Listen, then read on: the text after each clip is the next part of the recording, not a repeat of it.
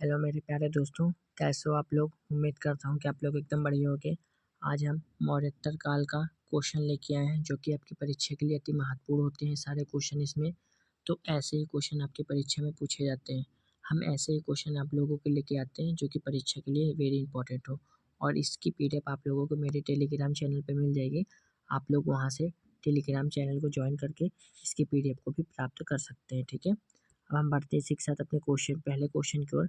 और लास्ट में आप लोगों को कमेंट बॉक्स में ज़रूर बताना है आप लोगों का स्कोर क्या रहता है। ठीक है, हमारा पहला क्वेश्चन क्या कहता है, प्रथम ईरानी शासक जिसने भारत के कुछ भागों को अपने अधीन कर लिया, निम्न में से वह कौन था। तो वह हमारा जो है ऑप्शन नंबर सी यानी डेरियस प्रथम था। Right answer option number C होगा हमारा। ठीक है, डेरियस प्रथम या द्वारा प्रथम 522 से 486 ईस्वी पूर्व फारसी साम्राज्य के संस्थापक कुरोस साइरस के बाद हक्पनी वंश का प्रसिद्ध शासक था।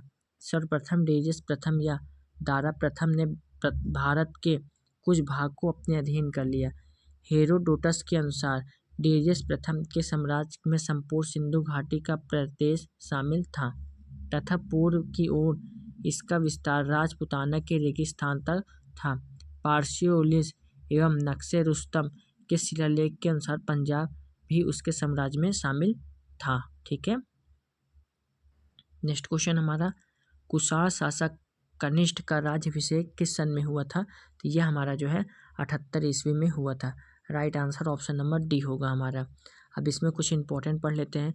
कनिष्क के राज्याभिषेक की तिथि को वर्ष 1960 में आयोजित पुरातत्व विभाग के तृतीय सम्मेलन में आम सहमति में 78 ईस्वी को स्वीकार किया गया। 78 ईस्वी में शक संवत का प्रारंभ माना गया था। कनिष्क ने कैंसर या सीजर की उपाधि धारण की थी। इसकी प्रथम राजधानी पेशावर पुरुषपुर एवं द्वितीय राजधानी मथुरा थी। ठीक है, नेक्स्ट क्वेश्चन, द्वितीय अशोक किसे कहा जाता है। तो द्वितीय अशोक किसे कहा जाता है, कनिष्क को कहा जाता है। Right answer option number C होगा हमारा। कुषाण वंश के महानतम शासक कनिष्क को कुशल प्रशासनिक व्यवस्था व नेतृत्व के कारण इतिहासकारों द्वारा द्वितीय अशोक भी कहा जाता है। रोमन सम्राट की भांति कनिष्क ने कैंसर या सीजर की उपाधि धारण की तथा शकों की भांति छत्रप व्यवस्था लागू की। कनिष्क के राजकवि अश्वघोष ने बुद्धचरित तथा राजवैद्य चरक ने चरक संहिता की रचना की। कनिष्क के शासनकाल के दौरान बौद्ध धर्म महायान और हीनयान से विभाजित हुआ है। ठीक है, नेक्स्ट क्वेश्चन, किस चीनी सेनापति ने कनिष्क को पराजित किया था। तो इसका राइट आंसर होगा पांचौ। Right answer option number A होगा हमारा। चीन स्रोतों के अनुसार 73 से 94 ईस्वी के मध्य चीन के प्रसिद्ध सेनापति पांचौ से नाराज कनिष्क ने उसके राज्य पर आक्रमण कर दिया, परंतु कनिष्क असफल रहा। चीनी इतिहासकारों के अनुसार युद्ध का कारण यह था कि कनिष्क ने एक दूत भेजकर हान राजकुमारी का विवाह की मांग की थी। ठीक है, नेक्स्ट क्वेश्चन दोस्तों, भारतीयों के लिए महान सिल्क मार्ग किसने आरंभ करवाया। तो इसका राइट आंसर होगा कनिष्क ने आरंभ करवाया था। Right answer option number A होगा हमारा। महान सिल्क मार्ग को भारतीयों के लिए आरंभ कराने का श्रेय कुषाण वंश के शासक कनिष्क को जाता है। मध्य एशिया से गुजरने वाला यह व्यापारिक मार्ग चीन को रोमन साम्राज्य के पश्चिमी प्रांतों से जोड़ता है। चीन से होने वाले रेशम का समस्त व्यापार सिल्क मार्ग से होता है। प्रथम शताब्दी में भारत और रोम के मध्य रोमन साम्राज्य को निर्यात की जाने वाली वस्तुओं का उल्लेख पेरिप्लस ऑफ द इरीथ्रियन सी में किया गया है। इसका लेखन एक अज्ञात यूनानी व्यापारी या नाविक था। ठीक है, नेक्स्ट क्वेश्चन, किस वंश के साम्राज्य की सीमाएं भारतीय उपमहाद्वीप के बाहर तक विस्तृत थी। इसका राइट आंसर होगा कुषाण वंश। ठीक है, right answer option number C होगा हमारा। ठीक है, कुषाण वंश के साम्राज्य की सीमाओं भारतीय उपमहाद्वीप के बाहर तक विस्तृत थी। इसकी सीमाएं उत्तर से चीन के तुर्फान एवं कश्मीर से लेकर दक्षिण में विंध्य पर्वत तथा पश्चिम में उत्तरी अफगानिस्तान से लेकर पूर्व में पूर्वी उत्तर प्रदेश एवं बिहार तक विस्तृत थी। ठीक है, नेक्स्ट क्वेश्चन, कौन सी कला शैली भारत और यूनानी ग्रीक कला शैली का सम्मिश्रण है। इसका राइट आंसर होगा Gandhara. Right answer option number C होगा हमारा। ठीक है, अब इसमें कुछ इम्पोर्टेंट पढ़ लेते हैं। भारतीय और यूनानी आकृति का सम्मिश्रण गंधार शैली है। इसे यूनानी, बौद्ध, इंडो ग्रीक या ग्रीक रोमन भी कहा जाता है। इस कला शैली के प्रमुख संरक्षक शक एवं कुषाण शासक थे। गंधार कला को महायान धर्म से प्रोत्साहन मिला। इस शैली में महात्मा बुद्ध की प्रतिमाएं बनाई गई। इनकी मूर्तियों में बुद्ध को यूनानी देवता अपोलो के समान दर्शाया गया है। ठीक है। नेक्स्ट क्वेश्चन, कनिष्क की राजधानी थी, तो कनिष्क की राजधानी पुरुषपुर थी। ठीक है, right answer option number A होगा हमारा। कनिष्क की प्रथम राजधानी पेशावर, पुरुषपुर एवं द्वितीय राजधानी मथुरा थी। कनिष्क ने कश्मीर और विजय प्राप्त कर वहां कनिष्कपुर नामक नगर बसाया था। कनिष्क ने भारत में मगध तक अपना साम्राज्य विस्तार किया तथा यहीं से वह विद्वान अशोक घोष को पेशावर पुरुषपुर ले गया। ठीक है। नेक्स्ट क्वेश्चन, मिलिंद पन्हो क्या है, तो यह जो है बौद्ध ग्रंथ है। Right answer option number D होगा हमारा। मिलिंद पन्हो अर्थात मिलिंद के प्रश्न एक बौद्ध ग्रंथ है जिसकी रचना पाली भाषा में की गई है। इसका काल 100 ईस्वी पूर्व में। इसमें इंडो ग्रीक शासन मिलिंद प्रथम, मिनांडर फर्स्ट एवं बौद्ध भिक्षु नागसेन के संवाद को वर्णित किया गया है। मिनांडर एवं नागसेन के मध्य हुए इस संवाद में मिनांडर के सकस समाधान के पश्चात बौद्ध धर्म स्वीकारने की कथा का वर्णन इस ग्रंथ में किया गया है। इस ग्रंथ का संस्कृत रूप नागसेना भिक्षु सूत्र है। ठीक है। नेक्स्ट क्वेश्चन, काव्य शैली का प्राचीनतम साक्ष्य किसके अभिलेख में मिलता है, तो यह जो है रुद्र दामन का जूनागढ़ में मिलता है। Right answer option number A होगा हमारा। ठीक है। ब्राह्मी लिपि में लिखा गया संस्कृत भाषा की काव्य शैली का प्राचीनतम साक्ष्य जूनागढ़ के अभिलेख में प्राप्त होता है, जो गुजरात के गिरनार पर्वत से प्राप्त हुआ है। इसका उत्कीर्णन रुद्रदामन 130 से 150 ईस्वी द्वारा कराया गया। रुद्रदामन के सुदर्शन झील गुजरात की जीर्णोद्धार कराया, जो मौर्य काल में निर्मित की गई थी। इस समय सौराष्ट्र प्रांत का शासक सुविशाख था। ठीक है। बढ़ते हैं नेक्स्ट क्वेश्चन की ओर। जूनागढ़ शिलालेख का संबंध किससे है, तो यह जो है हमारा रुद्रदामन से है। Right answer option number A होगा हमारा। जूनागढ़ गिरनार शिलालेख का संबंध शक छत्रपति रुद्रदामन से है। यह भारत के शकों का सर्वाधिक प्रसिद्ध शासक था। इसने ही सर्वप्रथम संस्कृत भाषा में जूनागढ़ अभिलेख 150 से 151 ईस्वी उत्कीर्ण करवाया।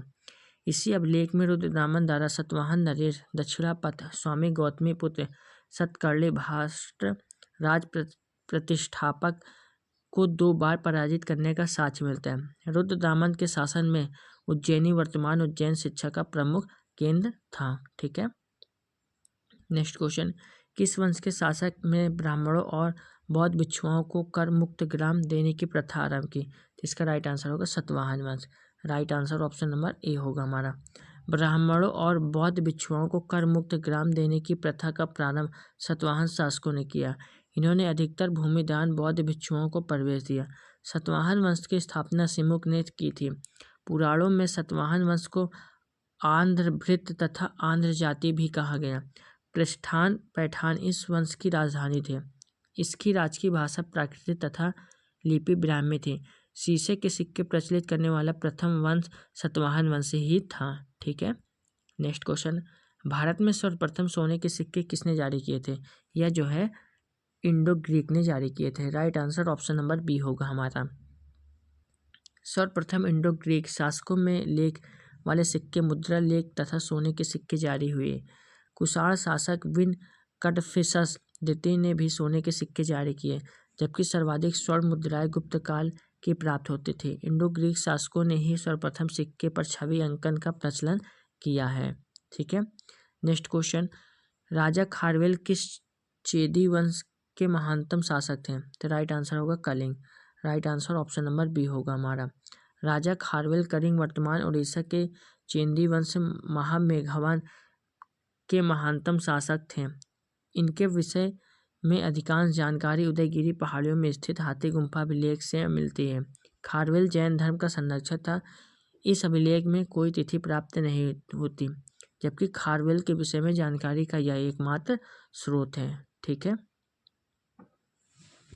अब हम बढ़ते हैं क्वेश्चन नंबर 15 की ओर। हमारा क्वेश्चन नंबर 15 क्या कहते हैं, सूची 1 सूची 2 से मिलान करने का क्वेश्चन आया। ठीक है, अब हमारा तलार किसके साथ जाएगा?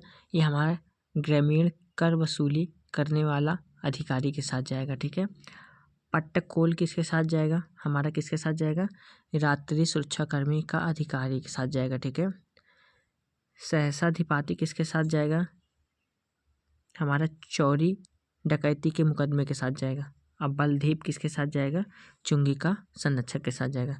तो हमारा 3 4 2 1 होगा। ठीक है, हमारा राइट आंसर क्या होगा? Option number B. Option number B बिल्कुल इस क्वेश्चन का राइट आंसर होगा। 3 4 2 1। ठीक है, तो हमारा हो गया क्वेश्चन। अब क्वेश्चन नंबर नेक्स्ट की ओर बढ़ते हैं। क्वेश्चन नंबर नेक्स्ट हमारा क्या कहता है? काद्रमक क्षत्रपों में निम्नलिखित में से किस धातु में अति दुर्लभ सिक्के प्रचलित किए? तो इसका राइट आंसर होगा ताम्र।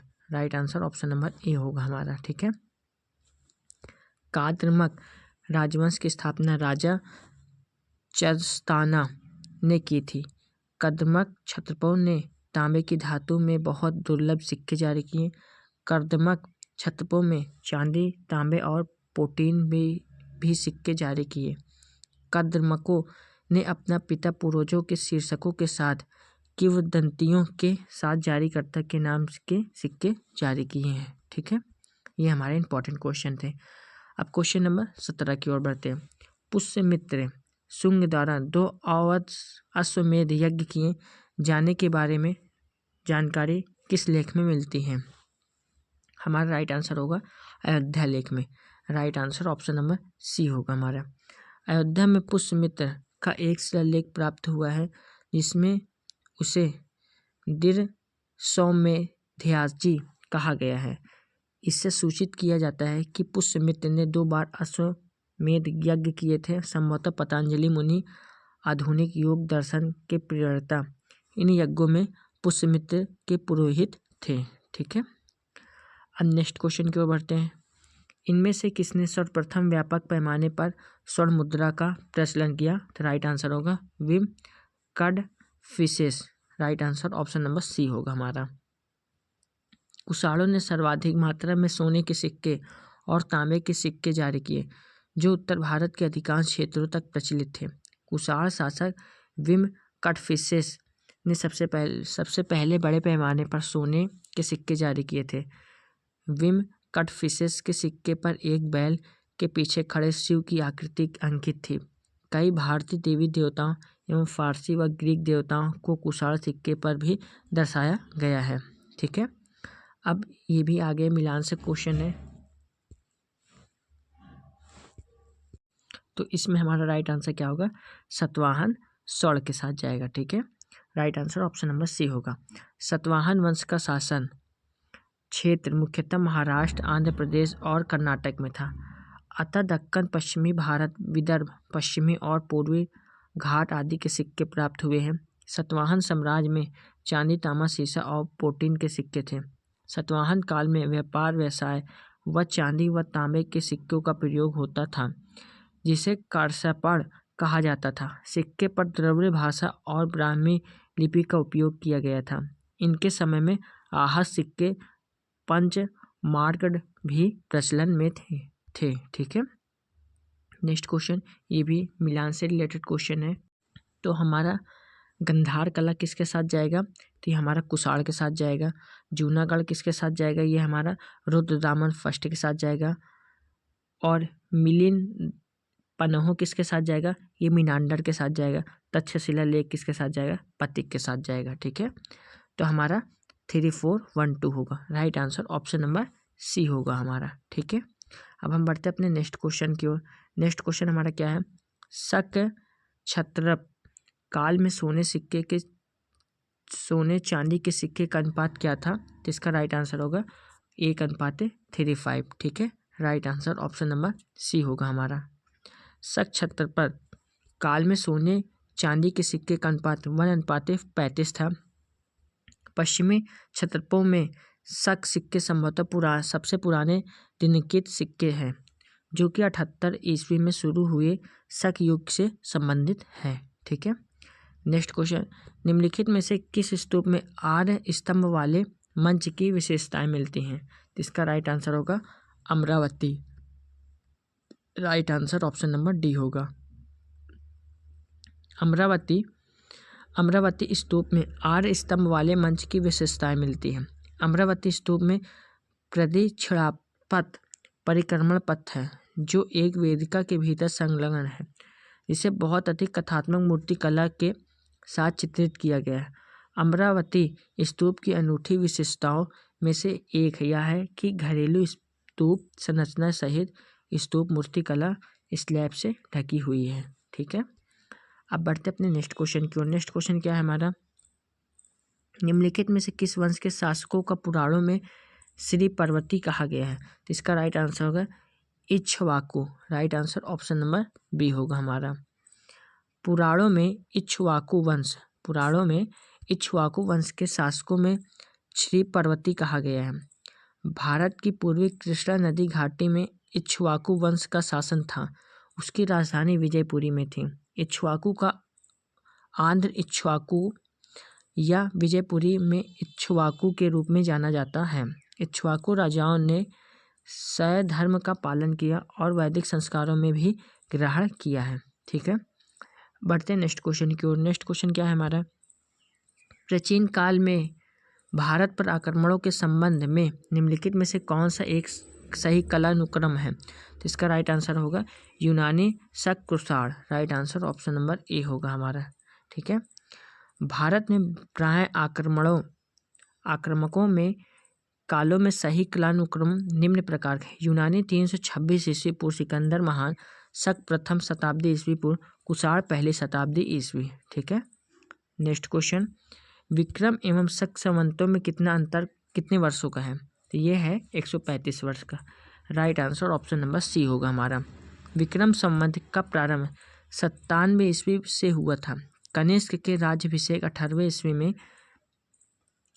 ईस्वी में वर्ष के शक संवत का प्रारंभ माना जाता है। इन दोनों संवतों का अंतर 135 वर्ष, 57 + 78 है। ठीक है, नेक्स्ट क्वेश्चन दोस्तों, जो कला शैली भारतीय और यूनानी ग्रीक आकृति का सम्मिश्रण है उसे क्या कहते हैं? तो उसे जो है गंधार कहते हैं। Right answer option number C होगा हमारा। ठीक है, भारतीय और यूनानी आकृति के सम्मिश्रण में एक नवीन शैली हेलेनिस्टिक कला का जन्म हुआ है जिसे गंधार शैली कहते हैं। इस शैली के प्रमुख संरक्षक शक एवं कुषाण थे। इनका मुख्य विषय बौद्ध होने के कारण इसे इंडो ग्रीक यूनानी बौद्ध भी कहा जाता है। ठीक है, नेक्स्ट क्वेश्चन दोस्तों, निम्नलिखित में से किस हिंद यवन शासक ने शीशे के सिक्के जारी किए हैं? तो इसका राइट आंसर होगा strato second. Right answer option number A होगा हमारा। हिंद यवन शासक स्ट्रेटो सेकंड ने शीशे के सिक्के जारी किए थे। इसका शासनकाल 25 ईस्वी पूर्व से 10 ईस्वी पूर्व तक माना जाता था। तो दोस्तों हमारे 27 क्वेश्चन हुए और इस क्वेश्चन को आप लोगों को कैसा लगा? अगर अच्छा लगा है तो आप लोग वीडियो को एक लाइक ज़रूर करिएगा।